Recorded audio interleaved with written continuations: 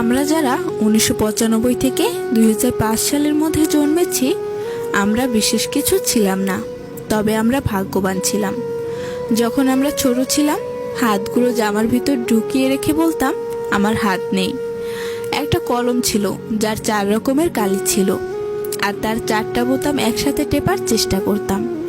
আমাদের সময়ে এক হাত সমান কলম পাওয়া গেলেও আমরা আবার কলম কেটে অনেক ছোট কলম আবিষ্কার করতাম।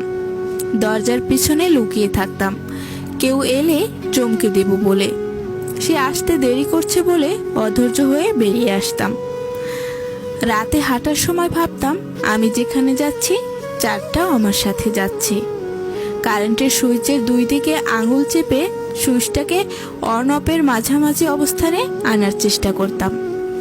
স্কুলে যাওয়ার সময় সবাই একসাথে দৌড়াদৌড়ি করে যেতা।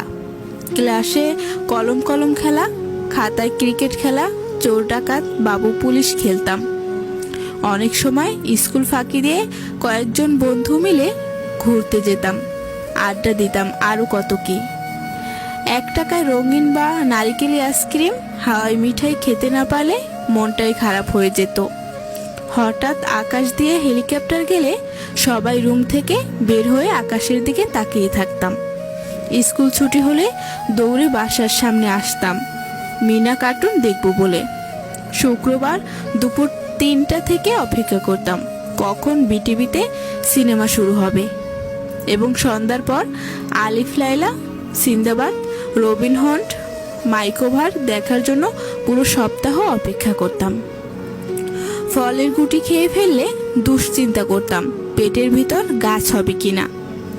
মাথায় মাথায় ধাক্কা লাগলে শিং গজানোর ভয়ে আবার নিজের ইচ্ছায় ধাক্কা দিতাম।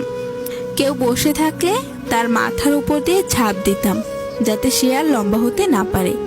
বিকেলে কুতকুত কানামাছি, গোলা ছুট না খেললে বিকেলটাই যেন মাটি হয়ে যেত।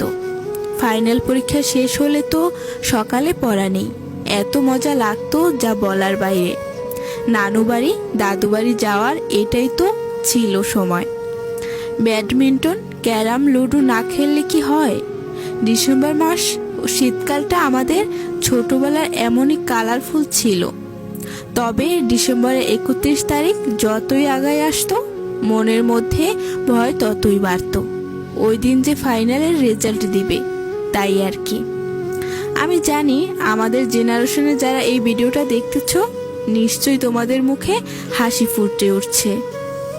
এসব কথা মনে পড়লে ইচ্ছে করে আবার যদি সেই ছেলেবেলাটা ফিরে পেতাম। আসলেই ওই দিনগুলো খুব